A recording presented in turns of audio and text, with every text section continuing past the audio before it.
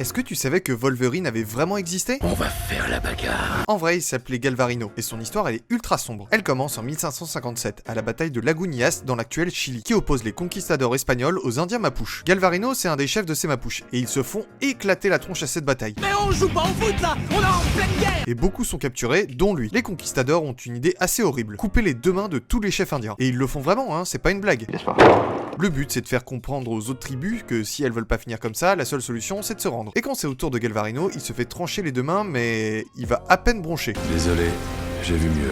Il regarde les soldats dans le blanc des yeux et leur demande de mettre fin à sa vie. Mais sa demande est refusée, et à la place, il est envoyé à son général indien pour lui demander de se rendre lui aussi. Mais Galvarino, il est bien vénère, et c'est un dur à cuire. À la place, il encourage le général à se battre, et pour continuer lui aussi le combat, il va attacher des grosses lames au bout de chaque bras à la place de ses mains. Plutôt stylé, franchement. Je suis l'arme absolue.